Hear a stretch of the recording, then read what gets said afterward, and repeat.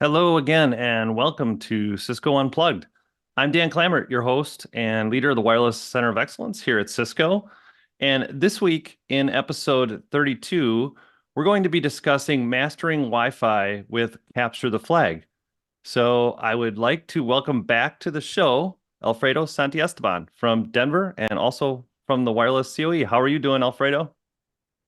Good, Dan. Doing really well. How are you doing? Nice to see you again. Good to Yeah, be great. here. Yeah, good to see you. Thank you for being here with us and hope all is well. Before we get going, I would just like to remind people we do take questions on Unplugged via Slido. And if you're tuning in via YouTube, you can see the link to Slido below the video. You can click on that, enter the passcode, and submit any questions, and we'll sometimes answer those live during the show. I would also like to remind you that the episode is being recorded and streamed on our YouTube channel, and that's youtube.com/@symbolgetunplugged. So if you go out there and subscribe, you'll be notified when we do go live or do post other great content out there on the channel.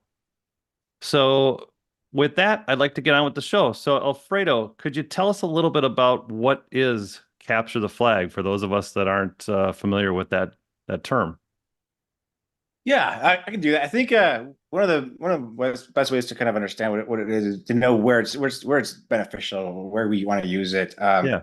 So everyone's technical here, right? So I'm sure you've been around for a while. You've done some technical training in the past. Mhm. Back when I was just getting into technology, I was at a company that wanted to learn that had a project that was SQL based or SQL based, and my Sure. boss then sent me to a boot camp to learn SQL, and I was all excited, right? Because I'm new, I'm learning something new, and I get to Chicago, and it's 5 day course boot camp, and I get to the class the first day, and the lab manual is like this thick, and we're going to be going through this step by step for 5 days. And as you Yep. can imagine, first day I open it up and it's as dry as can be. It's just brutal.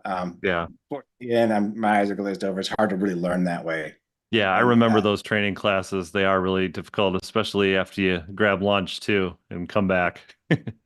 yeah, exactly. Tricky. So capture the flag makes it a lot more intuitive, more fun. It gamifies actually the labs essentially, and it makes it has a competitive element to it. So you can have teams, you can do you have leaderboards, you have prizes for those who could win, and it really capture the flag kind of it started out as a game, right? So it's a physical game with two teams competing, and you grab a flag and you bring it to your end zone, and you get points. But then it kind of transitioned over to cybersecurity technology back in 1996, and for DEF CON there was a Hmm. competition of security professionals, or they try and hack each other's systems. They Yeah. harden their firewalls or their software, if you're familiar with that. Yeah. Um, and they have a string in there and they capture the flag. Once they do that, they get points and they can win, the game. Yeah. So, Cool. Nice. and, and Very so we're cool. using So it. Oh, go ahead. I'll let you finish your thought if you had something Yeah, else. and we're using it more as a learning and design solution, ours a solution. So especially more advanced ones, it really becomes beneficial. So it's across a lot of architectures. So like data center collaboration, Okay. switching, software-defined, and wireless especially. So it's fantastic. So it's a mission, capture the flag, and then you go from there. Nice. Yeah, that was gonna be kind of what I was gonna ask next is really how is it being used at Cisco? Yeah, so there's different ways we're using it, and it's growing more and more. So we're using it for events. A lot of road shows we're putting in. Most Yeah. recently, Power of the Platform, if you're familiar with that. Yep. And we had a Denver Tech Day that I went down over to Denver, and we had like 200 customers show up, and we were presenting on a specific topic. It was mostly around AI this time, so we tailored the Capture the Flag events for those lectures. So they were actually so people were able to learn it and then go off to a side session where we had all the labs and Capture the Flag um, uh, labs, and then we could they could learn it what they just learned. So use hands on what they just learned. So it was fantastic. And then we also have customer plan meetings. So most recently, I had a healthcare facility that is migrating over from AirOS, so 5520s to Sure. 9100 controllers. And the Yeah. network manager wanted their operations team to be proficient at it. They had no idea how to operate the 9000 controller. So we started with the wireless deep dive, which gave them a hands-on on how to create WLANs, how to stand up the 900 controller, to configure an SSO, and even API programmability with the controller itself. So and integrating with Catalyst Center. So that's one really good use case for it, and we can set that up anytime. And then there's POCs and POV, proof of values. So one of the nice things Sure. about the wireless lab is that you don't have to, you're not limited to what's in the controller itself. You can connect to your own physical controller and connect it from your home or your office, and then you can test out those configurations that you're doing in the cloud in the DCloud labs. Nice. And then finally, Cisco Live, we're going to have that upcoming in June.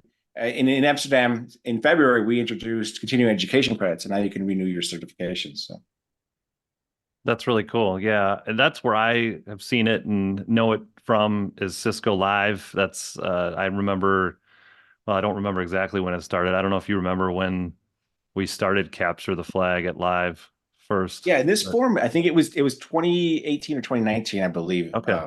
at Cisco Live US. Correct. Yep. I remember how popular then it became and has, continued to grow in popularity since with long lines and just people trying to sign up, get in. And yeah, and I know we've incorporated into, like you said, some of our events, and we've done it with some of our AI events earlier this, well, last year, I believe. And it certainly helps with the interactivity and the feedback and the scores from the surveys. I think it's like to your story from initially early on here in this conversation, it certainly makes it much more interesting than, all right, step number 135 here in the manual, go from Absolutely. there. Yeah. Nice. So you mentioned dcloud as well. So what is the connection with Capture the Flag to Cisco dcloud? And maybe we talk a little bit about, if people aren't familiar with dcloud, what it is first. I don't want to assume. Yeah, so Decode, if you don't know what it is, it's a collection of different labs and uh, I guess situations where you can go in and spin up different servers and VMs that you can Yeah. utilize. What we're using it for it's capture the flag. It's not necessary for all the labs. A lot of capture the flag emissions don't really have leverage Decode, but the most advanced ones, the ones that are really detailed and really practical for hands on for real life situations does leverage dcloud. And the reason for that is because it's got a lot of large labs, so both virtual and physical. We generate VMs in this case, and it takes a little bit of time to spin up. So something you want to schedule. Those are more the deep dive missions that we have. And then we also have on-demand capture the capture flags that use on-demand simulated instant access. So it's available right away. You don't have to schedule it. If you have some free time, you can go in and spin it up. It's more of a simulated environment and more for like learning new scenarios, new features that are in, for example, in Catalyst Center. So you can find AI and RM, for example, is one thing you could test drive. So it's more for viewing, not as much as configuring. And of course, Meraki dashboard. It's instant access, scales very quickly, so you can have organizations and you can have many different pods per network. So that's another way we can leverage that. Nice. So if I'm a customer then and I have a CCO login, it's a way for me to get my hands on some of this technology. Maybe if I don't have it yet in my environment, I want to kick the tires, check it out. Exactly. You create a login and capture the flag, and then use your CCO to log into Decloud, and you're good to go. You're all Nice. set. Nice. Exactly.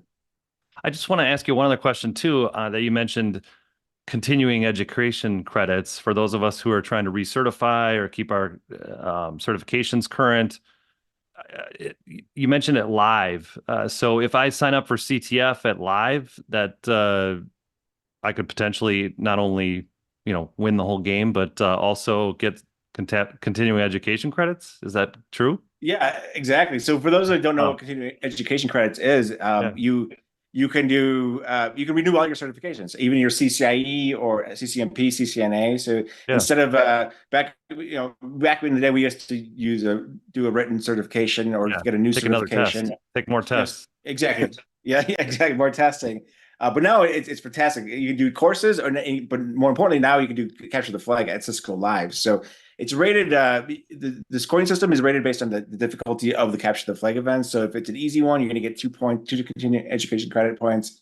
Wow. Medium is 3, difficult is 4, and there is no cap at all. So you can do dozens of the missions at Cisco Live and essentially renew your entire certification then. So that's one of the reasons why there was such a long line in Amsterdam, people wanting to use it, and there was many individuals that sat there every single day and renewed their cert. So it's really fun. Nice. So there is a question here that came in actually live, and I want to ask that too, just to clarify this. Can I use training credits to pay for capture the flag instances? There is there's no instant payments for that. You can use capture the flag. We can set up an event for without payment, and you can run capture the flag. So if you want to schedule an event, Yeah. we can do that at any time. Okay. So yeah, I mean, obviously it's included with Cisco Live if I show up live in person at live, pun intended, I guess. But also what you're saying, just to be clear here, is if I can't go to live this year or whatever, I could potentially contact us, Cisco, or email the show here, and we could get you in touch with, getting an instance spun up for you to check it out. No cost. Correct. Yep. Correct. Okay, Yep. cool. So, Yeah, thanks and a for lot of clarifying these are going that. to be in the catalog in Decloud. So you don't really necessarily do capture the flag. You can do it through the backend through a lab. Nice. Perfect. So, I'm wondering if we could maybe see some of this, or if you could tell us a little bit what's new to wireless in Capture the Flag. Yeah, I'll go into share my screen in a little bit, but yeah. So Okay. what's new in wireless is that we used to have a issue where it was difficult to spin up a lab because you have to have an access point, right? And it takes physical Yes. APs in some data center, it takes up space. There's cabling, Sure. but now we have another use case with more software-based APs and clients where we can spin up, hundreds of thousands of APs and clients and test drive that way. And it allows Wow. us to scale more. Also, there's no need for physical APs, so no time to download images and that sort of thing. So and also if you're in your office, there's no rogue APs. But that said, you could Nice. still connect your access point to that and test drive it from there. So that's what's new. We have a lot of new labs, new missions, deep wireless deep dives. We have spaces integration, catalyst center integrations as well. So, That's really but cool. yeah, So if I have a lab here and or maybe my InfoSec team doesn't want me spinning up my own, rogue APs like you mentioned, I could do a simulated type of environment is what you're saying as well. It sounds like. no need to stand up a new POC or hardware or Yep. anything like that. You're good to go using this one, leveraging this one. Nice. Really cool. Nice. So yeah, I guess I could share my screen and I can do a little demo here of what we're doing. Yeah, that'd be cool. I'd love to see it. Okay. So Thanks. okay. Oh, while you're spinning that up here, Alfredo, there is another question that came in. How long can I run an instance for? So people are concerned about, is there a time limit? Like, is it going to expire after 30 minutes or something, along those lines? So we could set up as long as an event for hours or days. So in the Okay, case of the healthcare facility, we had an 8 hour session one day long with a proctor, but then we extended out for 7 days. So that whole team had access to that lab environment and that's capture the flag, and it could run it at their own time whenever they needed to. great. So Oh, these are if great things come up, they questions. can just come back. Yep. Yeah, thanks, Alfredo. Sorry, I didn't mean to cut you off there. But yeah, these are great questions. Keep them coming if you got any other questions.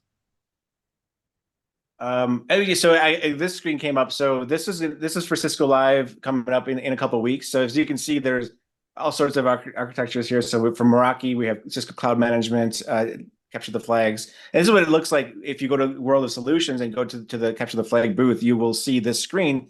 You sit down at one of the desktops and select which one you want to do. So for collaboration, you could do WebEx Control Hub. Security's got a bunch of them, from programmability to breach protection to cloud protection. And then we have for enterprise networking, wireless, where wireless resides. We have Thousand Eyes and SD-WAN.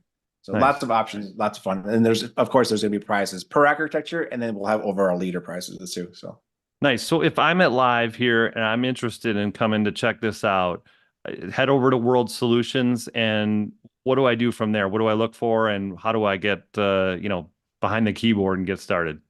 yeah, How does that so look? there'll be someone working the event. There's many of us, a lot of proctors are going to be there. So you just Sure. walk in.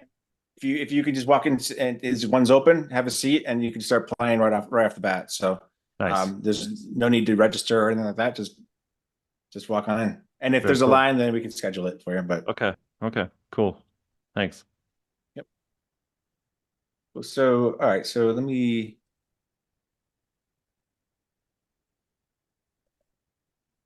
Can't quite get to that screen. Okay, so here, so if you schedule an event, this is kind of what it will look like. So in this case, I set up an event for Unplugged for this session. And you can see it's going for 2 days. Now I set it up for till May 17th. Oh yeah. And that's what I said. We can schedule this out further if we wanted to as well. So typically, so there's an information center, so it tells you how to play CTF. There's your leaderboards for the event, so you can go see how you're doing in terms of everybody else. And then we typically have like a warm up. So it's just simple, learn how to play capture the flag. And that's just going to consist of how to manage around, how to connect to the labs and view your scoreboard. So if a customer signs up for this and they maybe you'll get it distracted with the day-to-day stuff that comes up in my, my day job type of things. Can we extend that? Let's say they say, hey, well, I ran out of time to finish my capture the flag. Can we extend it further for them? Yeah, absolutely. So if they run out of time, we can just add another day or two, and then you Okay, can have access to that lab. cool. That's very common too. It happens all the time. So there's always some sort of emergency that comes up, and people can come and go. Nice. So then these are the more wireless focused ones that we have. So we have from Cisco Catalyst Center use cases using 2.3.5 to new use cases using 2.3.7. So it's a sneak peek. Currently, we have our hardware appliances are running 2.3.5, virtual appliances 2.3.7. So you can test drive the new features, see if that's something you want to migrate to right away, something you can't just wait for, or just if you like it so much, you can upgrade right away and test it how it works. And then top of mind lately is Prime migration to Cisco Catalyst Center. So as we all know, Prime is going to end of support soon. So this is designed to try and get you to have a seamless upgrade to Catalyst Center to get you proficient at it. Cisco Spaces, this is a really fun one. This is new. Anywhere from configuring your 9800 controller to connect with Cisco Spaces, all the way to configuring open roaming, so you can leverage your Wi-Fi to enhance cellular, so offload your cellular connection. And then the wireless hands-on deep dive. This is going to show you everything about the 9800 controller, from standing it up to configuring tags and profiles. And then recently we have Meraki Cloud Management for Catalyst Center. So this is more of converting a Catalyst switch to Meraki mode and an AP to Meraki mode. But now we're introducing Meraki Cloud Monitoring for the Catalyst 9800, and that's also going to be available for you to test drive. Yeah, and just a note on that quick, we do have a couple of videos on that on our channel here, the Unplugged channel that Al Dumdai posted a few weeks back. There is one about part one is essentially how to get my AP and controller into the Meraki dashboard. And then the part two is kind of what you can see in there. And, we continue to add stuff in there as we go. But just want to give a quick plug for that if there's more interest on that topic. You can check that out on our channel. That's awesome. Yep. Yeah, and I think it's May 1st. It's early access, so it's available to anyone that's really wants to test run it. So, yeah, good call. Nice. So yeah, I'll just run through a couple of use cases here. So this is the kind of set of use. This is going to be more of the on-demand version. So it's going to be instant access. So basically, these are all kind of categorized as overall difficulty. This one's going to be easy. It's going to be for anyone that's new to DNA Center or Catalyst Center, I should say. Time to complete is going to be an hour and a half. So you can kind of measure how much time you can allocate to this. Sure. And each one of these is going to have a way how to connect to the lab. So in this case, if we click on this, we have a choice of where to connect. So there's a link URL. This is going to spin up the DNA, the Catalyst Center solution or instance, and we can just log in. It's that quick. It's just already available to use. Wrong credentials here. And each one of these will have. While you're trying to log in there, quick, we had another question here saying, "This is cool.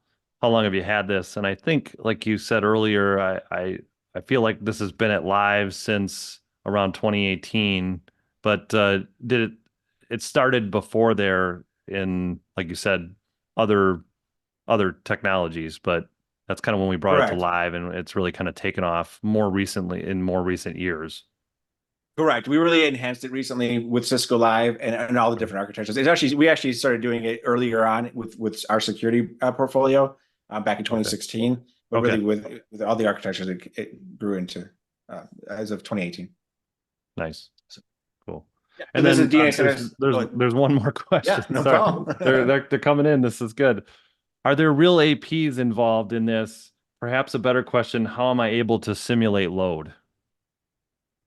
So there's a couple of ways to doing it. So you could do, yeah, you can connect your access points. So you have your AP connected to your controller, and you can set up the primary controller to connect to the public IP that's NATed from the Decloud instance or the CTF instance. Mhm. Use that IP address, the public IP, and it'll join that controller. Your Okay. AP will download that software, and then it'll Mhm. join that controller. So you can any configuration you make inside the Decloud lab will be impacted on your AP. So you can connect to your clients. For example, one use case would be testing WPA2 and WPA3 transition mode. So if you have some clients that are not WPA3 capable, you can have them connect to the 5 gigahertz mode, and then those that are WPA3 capable will connect to the 6 gigahertz brand. So that's actually one of the flags, and then wireless deep dive. Nice.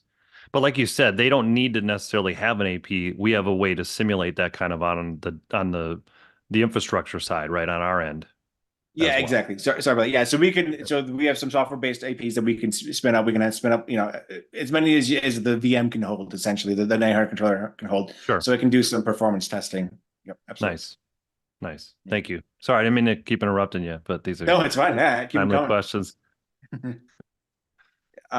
Yeah, so back to the DNS. So one of the flags that we could use for assurance is we have these AI network analytics. One of the ones I really like a lot is AI enhanced RM. Mhm. We have one of these that's configured for that. I think it's the San Jose one, if I'm correct, California. And you can see it's indicated by AI. Simply, yeah. So here it is. So we know this one's configured for AI RM. And some of the questions could be anything on here. So, for example, what's the RF performance summary for the 5 gigahertz band? So you could toggle through this, and the answer would be 85. One of that's really cool is the simulation. So create a simulation, V1, give it a different name, and then you can run oh, actually, we want to make some changes. So if you want to change to 40 megahertz from 20 megahertz, see what the impact is going to be on our network, and maybe add a channel. We can do that. Run the simulator, and then we can compare how that's going to impact our environment. So in the right-hand side is our old configuration. We didn't make any changes in our settings, but we made some changes on the channel width and the channel, added one more channel, and how that's going to impact. It's going to impact 2 access points. More importantly, it's going to reduce our co-channel interference. So we could say for the flag, it's going to be, how many access points are having co-channel interference before you make a change, and the answer would be 3. As an example. So that's one version of it, and then I'm running out of time. So for the Cisco Spaces one, that's a really good one. Well, I guess for the Prime, just want to show you this real quick. This is really it's for anyone that's technical in Prime infrastructure. The benefits are going to be you're going to learn how to migrate from Prime to DNA Center, how easy the process really is, the technical steps you need to migrate over. And then you can see what the functional parity is and what gaps there are. So essentially, when you run a report, you can see this is what's missing. And it shows you how to do that from anywhere from getting it set up, navigating around in private infrastructure to setting up the PDAR tool, which is used to generate those reports. So as you can see, one of the tasks here, it's going to show you step-by-step video on how to download that tool, the PDAR tool, and then also how to configure it. Yeah, I really like that where you can sometimes if you get stuck or you have some more questions or whatever, you can click that button and quickly read some more details, get some more information, and maybe help you find the answer. Yeah. Or you could just, let's see, we can answer one. I don't know what it is. We can just guess a bunch of times, right? Because if you notice on the right hand side, you have 5 attempts. Oh yeah. Each time points though, so now the points have been deducted. So I'm not going to be on the leaderboard, right? So someone else is going to get it right at some point. Let's see. Yeah, so that's the answer. There you So go. You got one. Nice. okay, so then there's other use cases for this. So there's let's move on to the Spaces one real quick.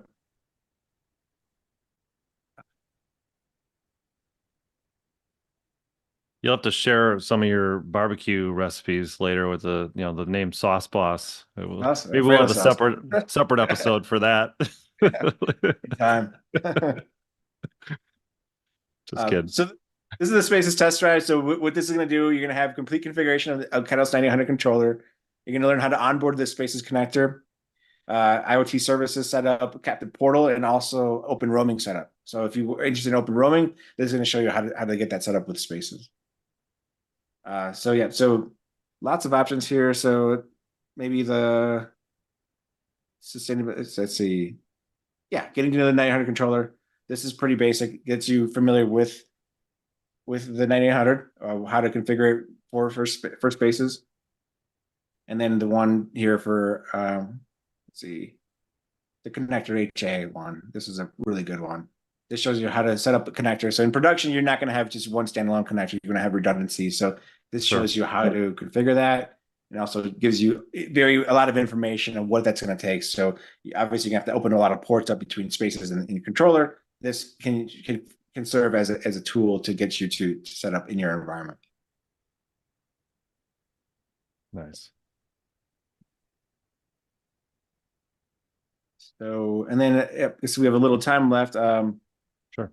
I do want to show the wireless deep dive one. This is a new one as well. This is a little bit more intensive. It's going to take about 2 hours to complete. Anyone that's interested in deploying the Catalyst controller, 900 controller, would be interested. It starts out with using the wizard, the WLAN wizard, to configure a SSID, all the way to configuring that same SSID with in the CLI, so you can learn both ways if you wanted to. Also, there's the transition mode one, so you can configure with your AP, you can connect it out and test out your clients to see if they're connected to 6 gigahertz or 5 gigahertz. Using Catalyst Center to do rate limiting. One of the things in the controller is you have to configure QoS. AirOS had a very intuitive way to doing it, but in Catalyst Center, you can do the same way where you can do bidirectional rate limiting based on SSID and clients. So lots of options. It can even do SSO. So we have 3 controllers in here. 2 of them are dedicated to establishing the HA SSO pair, and you can test out how that would respond. Nice. Any other questions out there? I think we're good on questions, it looks like. Okay, cool. It's really good. Then finally, Meraki management. So this is new. I mean, this is going to be up and coming. It's not going to be available just yet, but it's going to showcase how you can put a 900 controller into Meraki. In this case, this is going to be 900L. So this is different from Meraki mode. This is all Catalyst mode, controller running iOS XE.